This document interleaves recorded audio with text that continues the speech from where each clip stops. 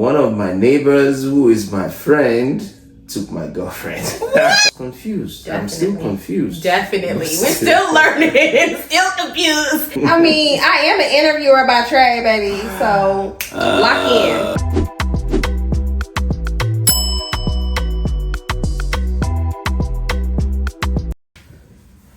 Okay, you ready? Always ready. Or is business colliding? Well, welcome. I'm excited to have you all here. If you haven't already, please like and subscribe to our channel. This is the Vow The Vision podcast, where we really talk about the vows or the promises you made to yourself and how you're living through them through your vision. So today I'm super excited because we have one of my favorite guests on the show, my husband. hello world. Why'd you laugh? It's your favorite guest. You are my favorite guest. I wasn't thinking of myself as a guest. Oh, okay. What role you want to play? I wasn't just looking at myself as, okay, I'm a guest. That's why. In your own house. Exactly. Well, I'm super excited because today we are talking about when marriage and business collide, because they collide. True. Collide a lot. But how do you navigate those ebb and flows and those tensions is really what we're going to get to today. But before we jump into all of that, let's ask you a question. It's a question I ask every guest that comes on the show, so I would love to hear your answer to this. And I've never asked you this before, but here it is. What is the vow you've made to yourself that continues to shape how you live and lead today?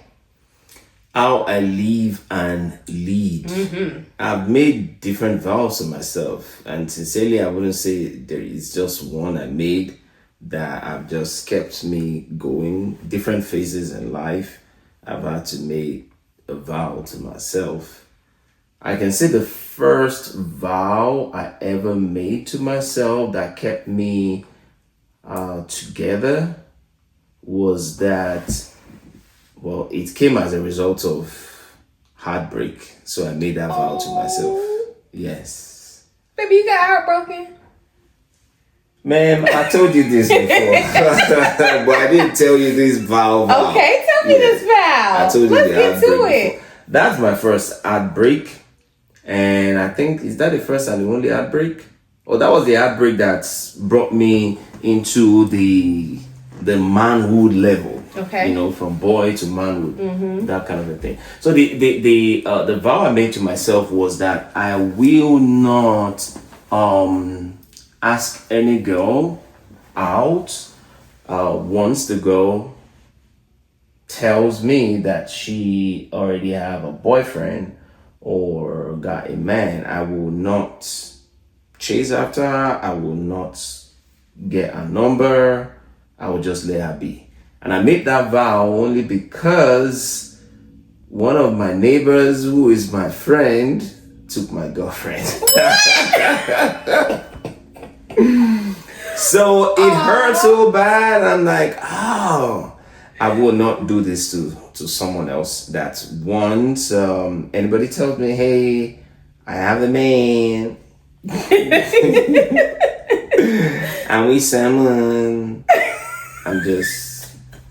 So how does that shape how you lead? So it shapes... You got a team. Yes. So in terms of leadership, that vow I've got nothing to do when it comes to leadership role.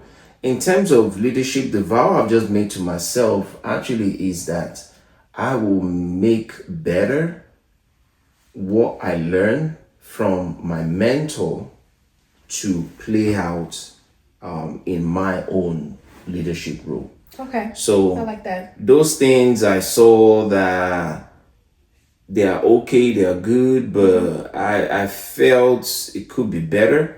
I made a vow to myself that I will make it better when I'm in turn of leading people. Okay. But sincerely, it hasn't really been easy, even the fact that you made that vow. But the good thing is that I've made that vow, that promise to myself, and it's getting me into that mode of, oh no, you had already said you would do you raise the bar when you are now in that same position. So okay. He like to look at y'all, not me, because he keep. I'm right here. The I answer, mean, I'm asking the question, not them. I guess they just listening. Okay. We can go back and forth, but I'm asking the question. Thank goodness it's not like there is a lady that it's a camera stand. So, okay. Okay, that was good. And I think when I think about just how you live your life, how you lead the family, how you caretake for parents, like it really shows in what you have learned from your mentors. You really display it. So I appreciate that. All right, let's dive into it. So let's go back to, let's give them a little context first. So we both have businesses we run. Ola is in the financial services industry. I'm in the consulting industry. Both of them have a lens of consulting. Our clients vary. Anybody literally could be our clients at any time. And there are points where we are both like flying by the seat of our pants. So let's go back to the season where you felt like that's when you first, when both of our businesses were growing, and that's when you first felt the tension of like, oh my gosh, everything's colliding, family, marriage, and business.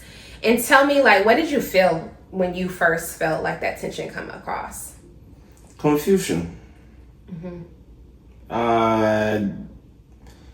Navigating something new for the first time and trying to play it out so that everything still works out. I was confused. Definitely. I'm still confused. Definitely. We're still learning. Still confused. Every other week. It's like, wait, what's happening? Where are we supposed to be? Yeah, just trying it out this way now, and maybe now this is what we're gonna do. Let's just put this on our calendar. Let's make this work now and see. To be honest, there haven't been any proper figure out yet. Correct. There haven't been any proper figure out. It's all still been, we're doing it. Yeah. Working out now. We hit a roadblock or a bump. Then how do we then navigate? Okay, maybe let's change this. And as you know, with the business, the marriage, the family, it goes like this.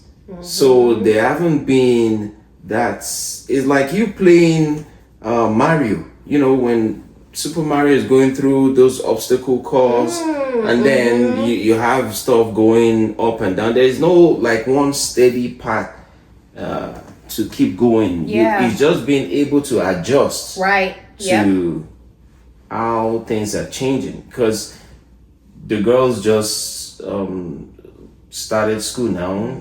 The oldest in kindergarten.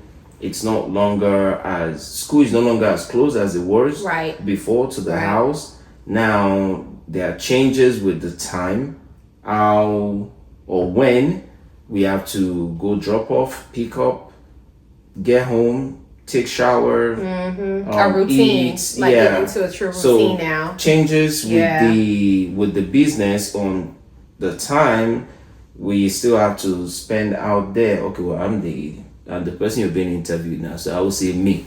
I will say me. But no, I'll give my context too. But it's true. Okay, it's true. So in that area, and for the marriage as a whole, now marriage now, I mean just both of us, not the kids involved. Or the parents. Or you got a whole house full. Yes, or the parents. Now we are shifting a whole lot of things. When bedtime, time that dinner, we wake up, dinner, family bonding time. Family bonding time. Keeping our time. So all of that too, it's just so there's no. It's still happening. Work. It's still happening. We still feel the tension. We still feel the tension. So I want to talk about too. I feel like we went through periods where there's also like a lot of overwhelm, and we both kind of probably felt like we weren't seen in the marriage. So I can think particularly to a time. Your parents came last year. They came January 2024. We were 9 months pregnant. And they came 2 weeks before we had our youngest. Talk about crazy. I'm still flying out the seat of my pants, doing the working. You're still building a business.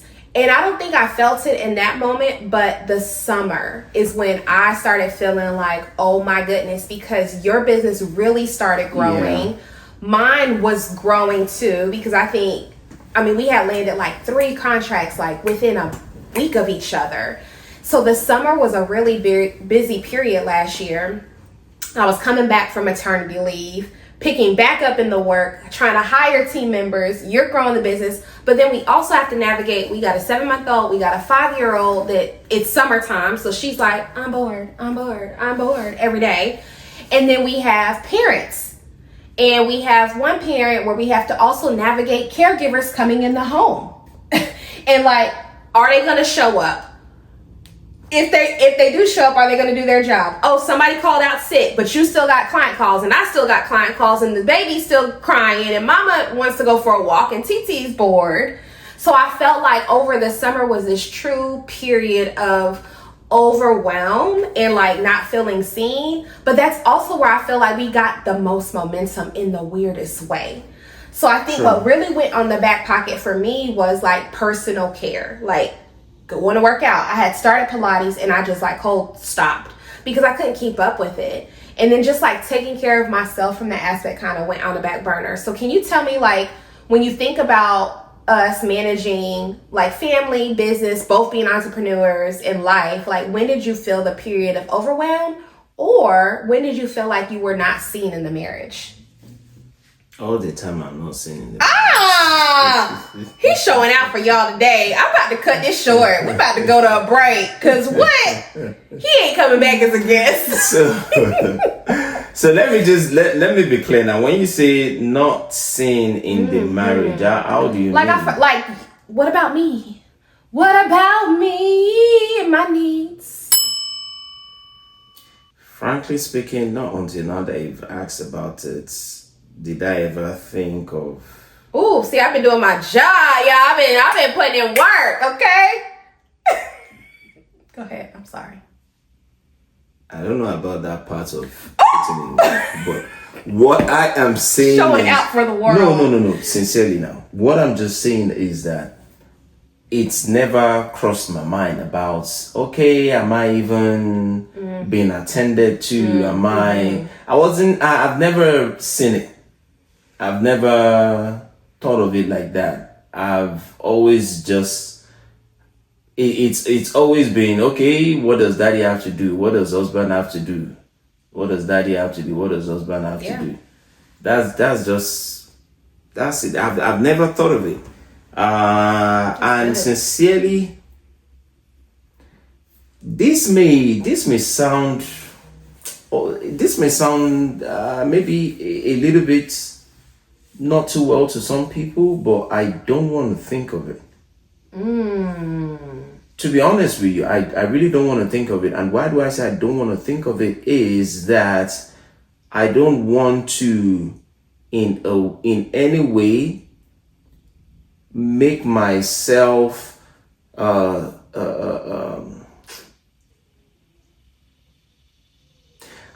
just don't want to think of, okay, I'm just giving, I'm just doing, but I'm not getting anything. I'm not being my needs as daddy or as husband is not being met, or is it being met, or what is it that is still there that is not making it full. I don't want to think about it because personally for me, and this is just what I'm now, this question you asking me here, my God. Anyways, the reason why are you about to cry? No. Okay. No. You about to get raw and real with the people. I'm just being now. Be you. I'm here for it. I think I will go into, personally again for me, I think I will go into that thought of, so what is it that daddy is getting from all of this run around and do this for the family and do this for the wife, and or what is husband getting, after being there for the entire family, and culturally and upbringing, it is just daddy keep going. I know we talk about men's mental health, men should take care of themselves, men should do this, men, you just don't keep going, you have to. I do things like that. I try to eat clean, I try to walk out, all of those. But in terms of now actually evaluating as, am I... I just don't want that. I don't want that. I think it's going to take me into an angle of maybe demanding for what I probably don't, I shouldn't be thinking about, you know. So. Ooh, that's a good answer, baby. That's a different perspective. Okay, thank you for that. Hey, that don't mean now you say that's no. That don't mean Papio still don't need to be taken care of. Okay? So no, I'm just saying. Okay. Okay. Let's be clear. Point made. Received. Okay, I got it. Before we leave, and I be like, oh, you just said all that on camera. So what's it that you're asking now? Daddy still got needs, okay? He just not gonna think about them all the time. So you better exactly get to it. I got it. Thank you for making it that concise. Okay. Okay.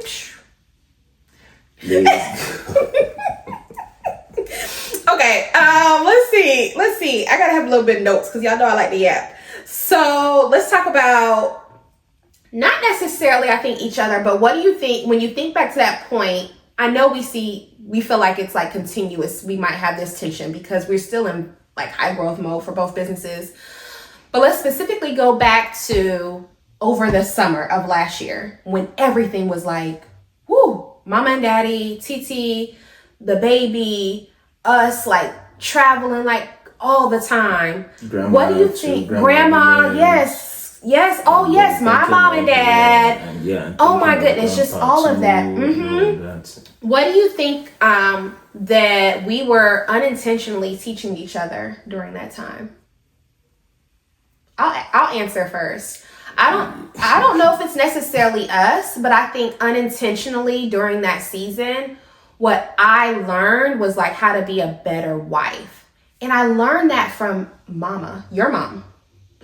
Like just seeing how it's crazy that we call this the vow and the vision, because I feel like mama lives out her vows every single day.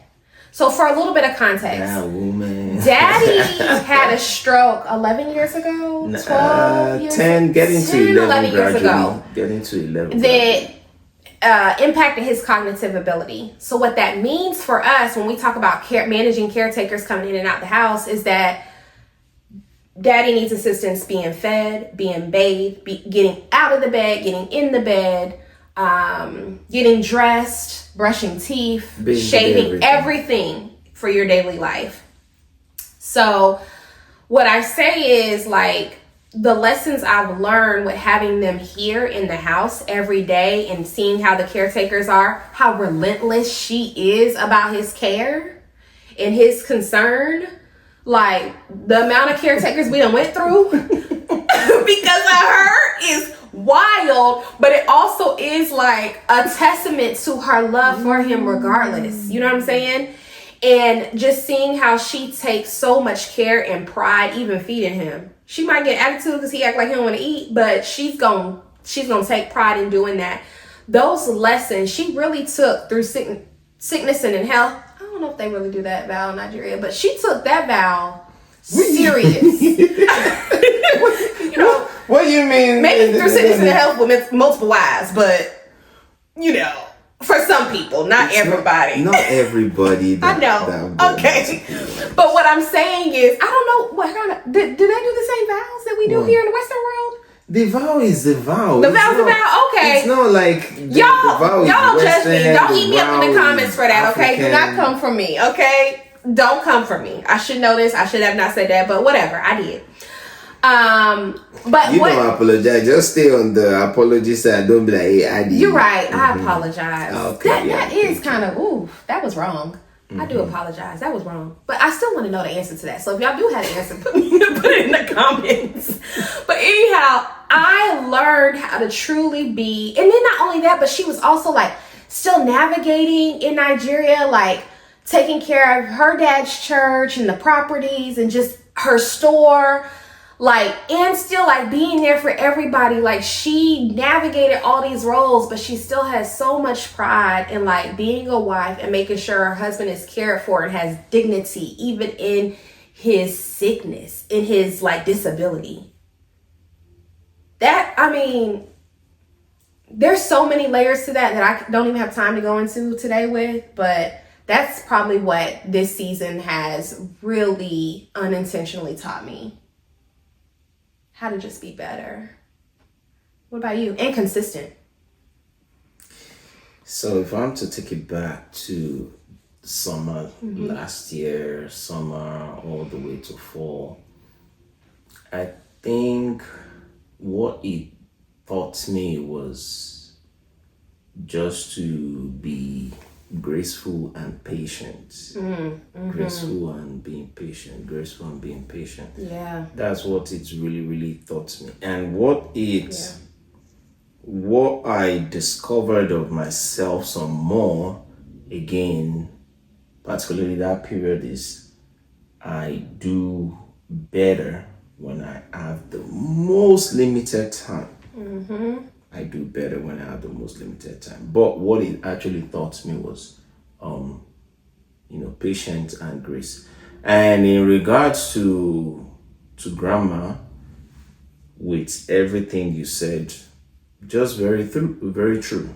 Because I'm thinking about it now, and the way she just still hold on to so much faith of, say, like, yes, medically, everything I've been said, okay, nothing can change, nothing can happen, there is no reversal.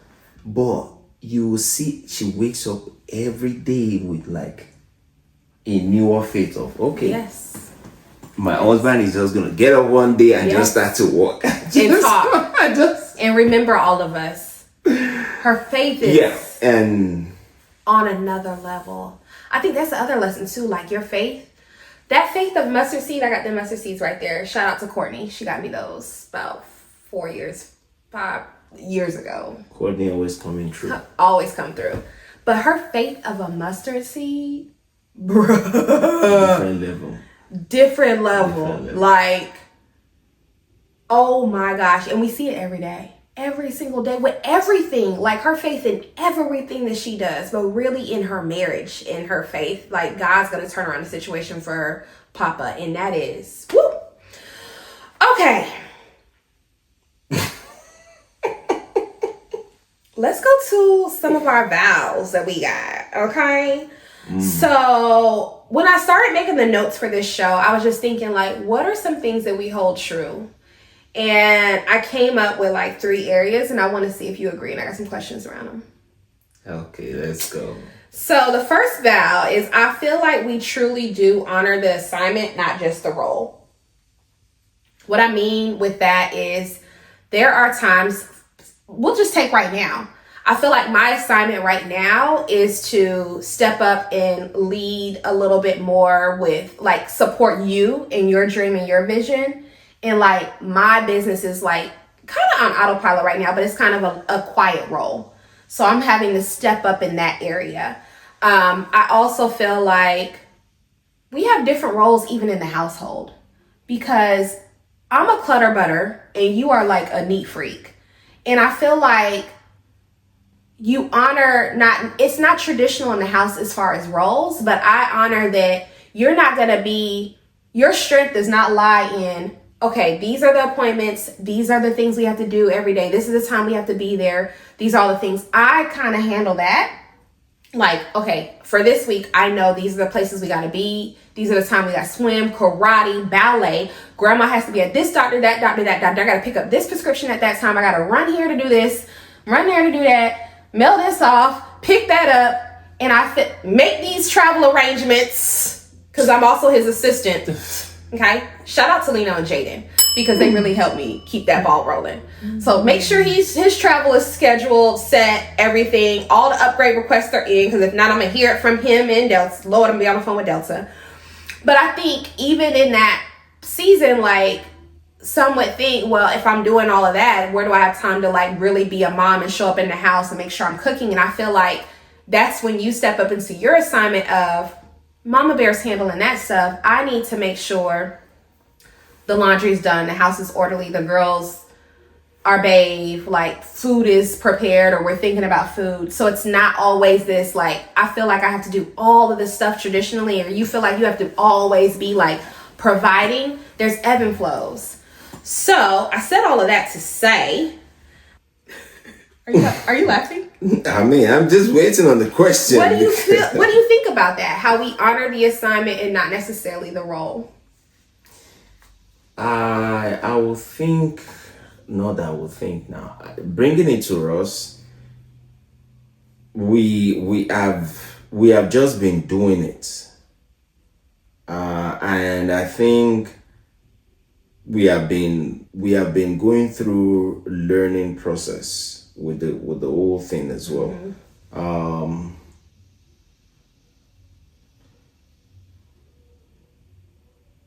don't know. A lot of times, the role in terms of like say role for dad, like say role for mom, a lot of times we have interchangeably just switched it.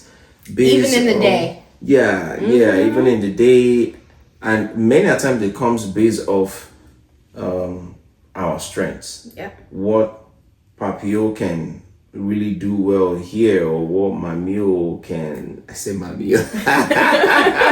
Mama Bear. what Mama Bear can just easily take care of. And I think we've been more about let's just get it done. That's true. Because I mean, we even have to flip sometimes throughout the day. Like, I'm thinking about yesterday and how that was the first day back after a holiday. So baby girl was late to school. She missed the bus. She was also late when I dropped her off. I mean, it was just late. And in the midst of that, I was like, we got Bible study at the school, whatever. I had mom's Bible study at the school for 2 hours. And I was like, oh my gosh, I forgot her mat at home. And he already told y'all the school ain't close by. So I'm like, okay, I gotta come home. I gotta go back. And I might as well just stay down there until she gets out of school and work for the day. But even in that moment when I got back home, I was like, baby, I forgot her mat. I got to take it back. He was like, okay, well, we'll just go together. And we had to pick up Fumi, baby girl, because it was her first day of school. So we picked her up and we just rode together. And even in that moment, we had to pivot. Like, the assignment was we had to make sure we get that mat to school before rest time. And even when we were riding back, I was like, oh, we should stop and prospect a little bit real quick. Remember, like, then I went into a whole nother assignment, right? But we weren't in that moment. It wasn't like daddy has to go and work and that's his role right now and mommy just needs to figure it out. It was like, this was our assignment. We had to do it. And we actually chose to do it together. So we also find these little pockets where we can just have some intimacy and some time with us, because Fumi Laos, she slept the whole way to school and the whole way back. She was wore out. Exactly. So it was perfect for us to, one, let's just talk through some business stuff, but also just connect with each other on a different level. I like that, connect on a different level. Oh my gosh. Okay, let's see. Let's talk about the next one. Let's talk about the next vow that I feel like this is how I put it. I said, I talk about rhythm. This is the rhythm. I talked about that on my Instagram. Like, when I was writing my notes, I was like, I'll put this on my Instagram when I made a post about me being your operations manager. But I feel like we truly protect the rhythm and not just revenue. I'm gonna let that sit for a second. Because I remember a season when we were making money, but we lost rhythm in the household. Like, so, and when I think about that, I would say that came I would say towards April, May of this year. We're getting towards the end of the school year. Mama was about to come back and visit. And I feel like it was just chaotic. Like I felt, but we were in like a high, both of our businesses were like doing it. Like we were really making money, but I felt like we lost the rhythm. Not only in marriage, but just being rooted in our family. And my question for you is, what routines do you feel help reset us? Or do you feel like that happened? Let's start there. Do you feel like we lost the rhythm because we focused on revenue, and then how we got us centered back on like focus on the rhythm, not just the revenue, which is where we are now, I feel. So the rhythm of our family, like our beat, like what we talked about earlier. So earlier we talked about our assignment, not just the role, but now it's like the rhythm and the flow that we have in the house. When you're just like, we just switch roles. When do you feel like, I feel like there was a time where we were making money, but the rhythm was off. And now I feel like consistently over the last like June, July, and August, we've consistently maintained that rhythm. Because I think because last summer was so hard that it's like we realize now that the revenue will still come. Like before it was like we over indexing on revenue, but now I feel like the revenue is still coming, but we are still staying true to our rhythm and our flow. And I felt that I feel that every single day. I feel that today. I felt that yesterday. I felt that even over the weekend while you were traveling. So what are your thoughts on that? Like staying true to the rhythm and not necessarily the revenue. But we need let me be very clear. The money. Revenue makes the marriage even more interesting. Okay? Let's be very clear. It makes the marriage more interesting. Yes, it does. It does. Now we are getting we are getting into that balance of being able to put both on a good scale and just let it flow and measure through with all that we are doing. And I think that would just be what I'm gonna say. Okay, cool. And let's go to the last one that I put down. Oh, okay. This is the last vow that I feel like is true for us. Because this is the thing, you've never asked me any of all these deep questions, and here I'm just digging in my head. My God. Okay, let's go. Okay. I mean, I am an interviewer by trade, baby. So lock in. The last vow I put was we choose covenant over convenience. So convenience is very tempting, especially when things get hard. 100%. But I feel like there are times when it's easier just to avoid and withdraw, but we choose to stay in it. So can you think about an example where it could have been easier, and I'm going to answer first because I got a very recent example. It could be easier to withdraw, but we chose to nope, we got to address this and stay in it because that's our covenant. Finance conversations that we have. I think in the real one, we have these monthly financial check-ins. Yesterday? Woo! We had one yesterday. We had one yesterday. And I think just being real about finances and where we need to lock in a little bit more and cut back because we have goals that we can't even make sense in our head. Yeah. So that requires sacrifices and not just okay, I'm gonna make this sacrifice for 2 days and then I'm gonna backslide again and be on Amazon. It's consistent.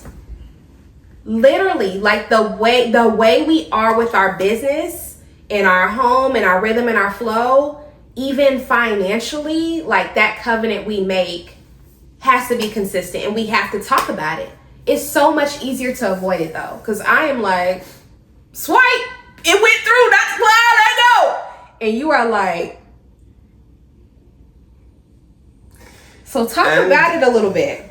And I think that is what makes us better and will continue to make us stronger. And I pray and hope that works the same for other married couples out there and for those that are as well aspiring to have partnership, true partnership, true marriage, daddy, mommy, husband and wife in the house, that kind of a thing.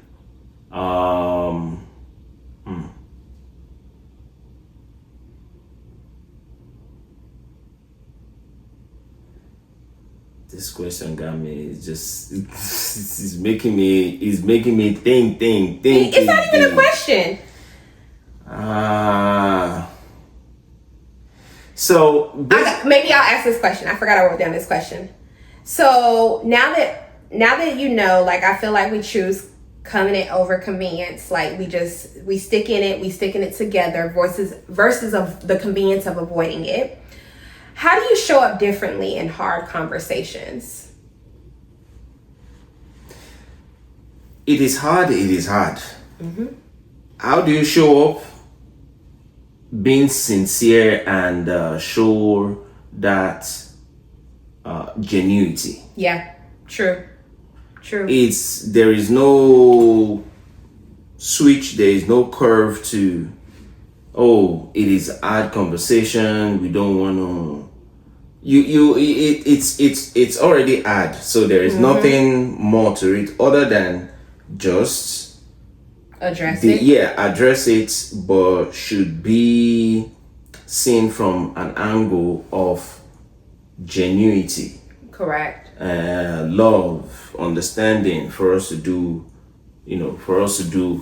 better. Yeah, and I don't ever feel like I'm under attack. Like, when you're like, Mama Bear, what was this? Why do you need this? I don't feel like I'm under attack. Even I'll be like, I needed it for my tooth cleaning thought that I had project. You still are just like, girl, woman, like, you lock in. You keep telling people to lock in. You need to lock in. Don't get sidetracked with this. Don't let that distraction come. And I think when I think about this question, how do you show up differently in hard conversations? The conversation is hard regardless. And that even shows up in your leadership for your business and how you lead your team. Like, I feel like when we have to have hard conversations about anything in the family, in our life, in our marriage, in our businesses, when we're planning out stuff, you do the same with the team. Like, you just have the conversation, you say it, we make a plan, and we try to execute forward. But it doesn't come off as an attack. It truly is like, this is my covenant, my leadership covenant, and I'm just trying to make sure that y'all are better so we can all be better as a whole and we can all eat. And the thing is, having requesting for that grace to be able to deliver to deliver whatsoever you want to say to the next person, such that it lands correctly, is something I would always encourage us to always pray about and just ask God for. That's another thing. Yeah, because it is very important. Now you're gonna have the hard conversation, the uncomfortable reality of you measuring, okay, this is what we're supposed to do that was not done, or this is what you have done that brought us now this far left. Can go in multiple ways. It can go as, oh no, this person don't care about me. It can go as, no, this person is trying to put himself or herself as being better than me. It can also come as though as, oh no, this is just trying to condescend me. But that's all ego. I know it can come all that in that form. That is true. And the reason why I was also saying that I pray couples and those looking to also get into the holy matrimony, and people that just are thinking about business partnerships, and even just thinking of business partnership. It's important one really look into that angle of praying to be able to deliver whatsoever you want to say, such that it lands with the right intention. Now the other person now takes two forms. Either the person is open to being corrected, or really open to taking those hard feedbacks and conversation, or the person is ready to just quickly be defensive. So it goes both ways. It goes Definitely. both. It really goes both ways. Definitely. And I will say for us, we're getting better. We're getting better day after day. We're just getting better, and there is no perfection. There isn't. There is no one thing I perfection. really admire about how you're so intentional when we think about the vow of the covenant over convenience. One thing I notice with you, and that I love so deeply, is that you are so intentional before we have to have any conversation, even if it's not going to be hard. I mean, we could have had a great month financially. There's still going to be areas you going to find to tighten up. You going to be like, the grocery bill was $300, get it to $294. I think I'm not like that pinky. But what I love about where was I going? Oh, you're super intentional when you talk about praying about the delivery. You're also very intentional about praying before you deliver the conversation. Whether you have a conversation with your siblings, even if it's y'all are on Zoom, you're like, let's say a quick prayer before we have this conversation. Even us, let's have a quick prayer before we have the conversation. So it's also teaching our girls, like, how do I effectively, one, allow the Holy Spirit to come in and not just my flesh be leading this, because then you get caught up in everything, ego, emotions, all that. But just showing them, how do we bring God into this? And that right there already creates a level of me making sure that I give you grace and whatever. And then I'm just like, okay, beat me up, because I know you're not doing it to hurt me. It's like you already set the scene right. So I know if you're beating me up, it's because you want us to be better. Well, you do the same too. And for me, sometimes when you come that way, it feels like, you're not my boss. Why are you coming at me like that?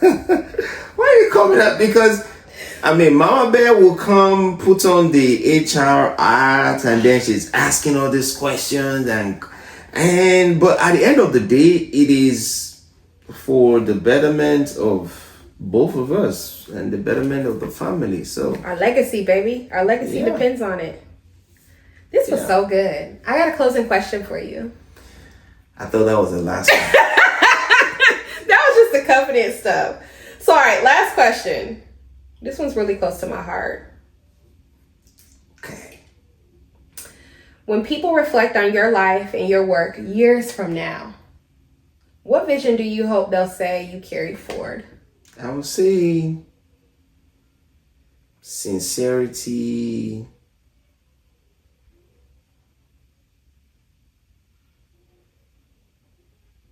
and selflessness. Yeah. Sincerity and selflessness. You are definitely selfless. Am I not sincere? You are. Yeah, but for you real, are. sincerity and You are. selflessness. Sincerity and selflessness. I love that. Okay. Because I want to be sincere and be, intentional about anything, and just for me for anybody to always know, if Papio says he will do this, he will do this. If Papio, you reach out to Papio for this, and he got that. Even if he doesn't, he's still gonna find a way to. So, not to say like I would just extend all the time, but that's something I would always want for anybody to just remember about Papio. Yeah. Or yeah. I love that. Thank you for coming on. Thank you for having us. Thank you for having me. Having you. This is my show. Oh. I just I'm the want to guest. say, yeah, you're the guest, but it's okay. You can be a regular guest if you want to. I'm happy to have that. Okay. You can do a few more co-hosts. Today's conversation really reminded me like how important it is to remain present, to communicate and really protect your covenant. So we got homework for y'all, as the pastor says at church. I want you all to pause this week and really think about how your presence is showing up, what you're protecting. What are you protecting and how are you showing up with that? That's the work, that's the vow, and that's the vision. Bye! Really? Bye, y'all.